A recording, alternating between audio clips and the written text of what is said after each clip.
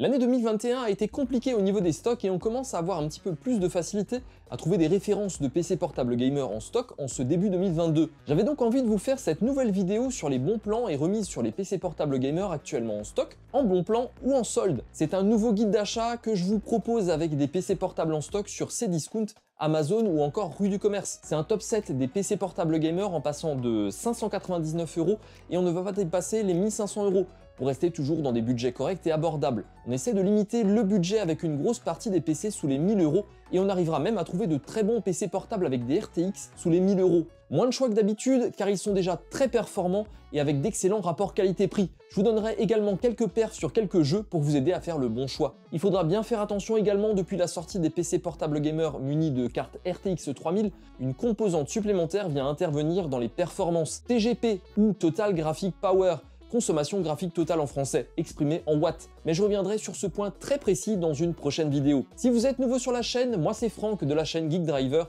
Avec vous, je vulgarise la tech et l'informatique. Et aujourd'hui, je vous propose un guide d'achat pour des PC portables gamers pas chers et en solde. Si vous aussi vous voulez faire partie de la confrérie des geeks, cliquez sur le bouton s'abonner et enclenchez les notifications. Vous trouverez tous les liens en description. Il faudra d'ailleurs vous dépêcher au moment de sortir cette vidéo. Les PC sont en stock, mais nous ne sommes pas à l'abri d'une rupture de stock. Si ça vous arrive, pas de panique. Mettez-moi en commentaire avec votre budget et votre utilisation et je me ferai un plaisir de vous aider. On commencera donc par le PC portable gamer Dell Inspiron G3 15 3500 disponible chez Rue du Commerce à 599,99 €. Il paraît pas être hyper intéressant comme ça, mais il offre la possibilité d'utiliser le service pack reprise pendant un an, ce qui vous permet de retourner votre PC portable gamer et de récupérer 80% de sa valeur, soit une reprise à hauteur de 479,99 €. C'est plutôt cool comme système. Au niveau de la fiche technique, on parle d'une configuration légère avec un processeur i5 10300H, 8 Go de mémoire vive et une GTX 1650 Go avec un SSD de 256 Go. Alors on est bien d'accord, c'est pas un foudre de guerre, mais ça fait tourner des jeux comme Fortnite en Full HD à 70 images par seconde, tout comme Forza Horizon 5 en médium, Far Cry 6 en médium à 63 FPS ou encore le dernier Call of Duty en médium à 60 images par seconde. L'écran est un peu le seul problème de ce PC puisqu'il offre un lag de 35 millisecondes. Une autonomie plutôt intéressante en bureautique, environ 7 heures, en jeu forcément c'est 1h25, on ne joue pas sur batterie.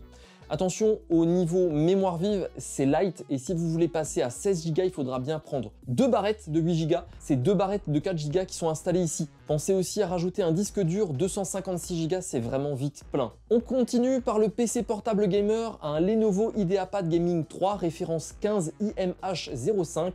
Celui-ci est disponible chez Leclerc pour 699 €. Alors ici, la base est un peu la même que le PC d'avant, mais avec une GTX 50 Ti. Un peu plus performant, donc on gagnera environ 15% de performance en plus. Et on pourra rajouter une barrette de mémoire vive pour améliorer encore un petit peu les choses, surtout en gaming. C'est également un i5 10300H, donc la GTX 1650 Ti, 8 Go de mémoire vive, un SSD de 256 Go et un disque dur de 1 Tera en 5400 tours minute. C'est un écran Full HD 60 Hz IPS classique avec une colorimétrie classique. C'est suffisant pour commencer. La latence est un peu meilleure et propose 25 millisecondes. C'est plutôt correct pour ce tarif à moins de 700 €. Fortnite ça tourne à 120 FPS, Forza Horizon 5 en médium à 80 FPS, dernier Call of 70 FPS, Mass Effect en ultra c'est 103 FPS. Pas des performances à se casser le 1 par terre, mais ça ira bien pour ce prix.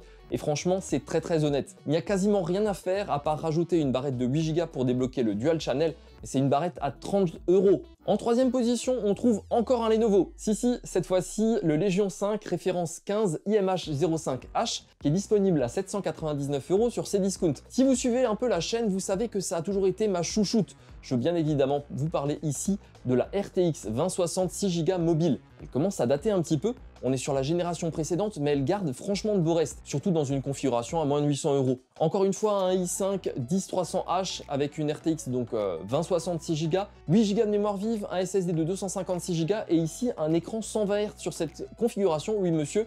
Ici, qui va pêcher, c'est vraiment le stockage. Mais on a la chance d'avoir un deuxième port M2 de libre. Par contre, la batterie étant la plus grosse, c'est celle de 80 Wh, pas de disque au format classique 2,5 pouces. Ça ne rentre tout simplement pas. En termes de performance, la RTX 2060 donne vraiment le change, même si c'est difficile à comparer face à une RTX 3060 mobile. Mais c'est quand même plutôt pas mal. Fortnite, c'est 140 FPS en Full HD, en option High, Cyberpunk 60 FPS en Medium, ou encore Mass Effect en Ultra à 100 FPS. C'est un écran 25 millisecondes, la colorimétrie, franchement, c'est pas ouf, mais bon, c'est à 799 €. En quatrième, on a encore un PC portable gamer Lenovo. J'aurais dû appeler cette vidéo PC portable gamer Lenovo, moi. Un IdeaPad Gaming 3 disponible à 899 € sur le site de Lenovo directement.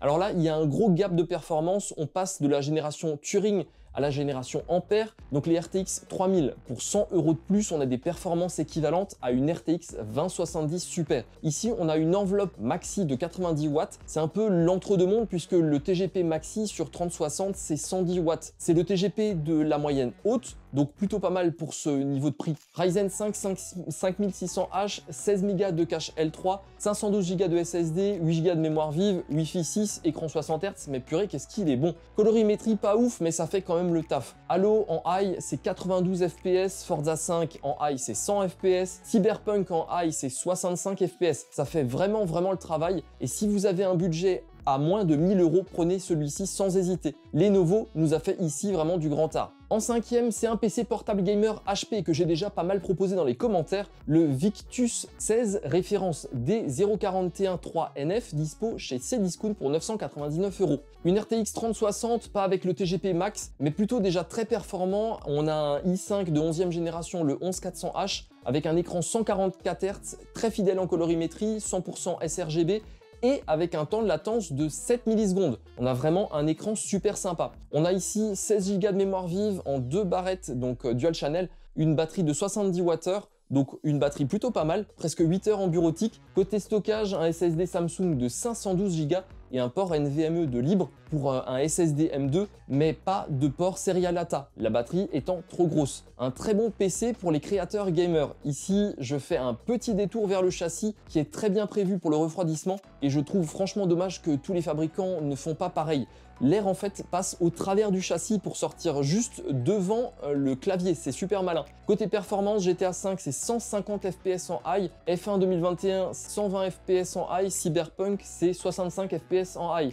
Plutôt pas mal, même si c'était compliqué de trouver les infos sur ce PC. En sixième, un Lenovo, disponible auprès de Leclerc pour 999 €. Je vous conseille celui-ci car il y a un TGP de 130 watts grâce à son boost. C'est tout simplement le TGP Maxi sur cette plateforme. Ça signifie que Lenovo a particulièrement bien travaillé son refroidissement. 130 watts de TGP, ça commence à chauffer franchement dur. Le reste de la fiche technique est sympa aussi avec un Ryzen 5 5600H, ticker, écran 120 Hz, FreeSync. La colorimétrie est pas dingue, mais pour jouer, ce sera bien suffisant. Pour les créateurs de contenu, pensez vraiment à un écran externe pour avoir des couleurs plus fidèles. 8 Go de mémoire vive, facile à passer à 16 Go et débloquer de dual channel. Des perfs en plus pour 30 €. 512 Go de stockage et on peut rajouter ici, grâce à la petite batterie, un SSD M2 et un disque Serial ATA. Au niveau performance, on rajoute quelques FPS bienvenus. Cyberpunk, c'est 77 FPS en high. GTA 5, c'est 136 FPS. Red Dead, c'est 54 FPS en high. Franchement, vraiment pas mal. En septième, on passe sur un Acer de la gamme Predator, le Helios 300 PH315, disponible à 1349 € chez Cdiscount avec une RTX 3070. C'est le seul PC valable sous les 1500 € avec une RTX 3070 qui n'est pas sous-cotée au niveau TGP. Ici, on est sur un TGP de 100 watts avec un i7 10750H qui a un excellent processeur de PC portable. Un écran 144 Hz avec un taux de réponse de 9 millisecondes qu'on peut même overclocker pour passer à 3 millisecondes. C'est un véritable écran gamer, même si vous imaginez bien qu'en termes de colorimétrie, c'est limité forcément. Dur d'avoir toutes les cases cochées. Ici, déjà 16 Go de mémoire vive, donc plutôt pas mal, 512 Go de SSD en stockage. Avec la petite batterie, on peut donc rajouter un SSD au format M2 sur le port NVMe libre, mais aussi un disque au format 2,5 pouces Serial ATA. Et les perfs, qu'est-ce que ça donne? Cyberpunk en high à 82 FPS, 142 FPS pour GTA 5, Red Dead à 70 FPS ou encore Mass Effect à 95 PS. Plutôt pas mal du tout. Comme vous avez pu le remarquer, c'est super difficile actuellement de se rendre compte des différences en termes de performance sur les PC portables. Surtout que tous les fabricants ne jouent pas le jeu. Coucou HP! Et ne donnent pas l'information facilement. D'autres, comme Asus, Acer ou MSI, n'hésitent pas à partager et même mieux, à augmenter les TGP quand c'est possible. N'hésitez pas à me poser des questions en commentaire, je ferai mon maximum pour répondre à tout le monde. Soyez le plus précis possible dans vos demandes. Suivez-moi sur Twitter, une surprise vous attend pour cette première vidéo de la saison 2022. N'hésitez pas à liker, à commenter et à vous abonner si ça n'est pas déjà fait. Alors les geeks, allez, à la prochaine, salut!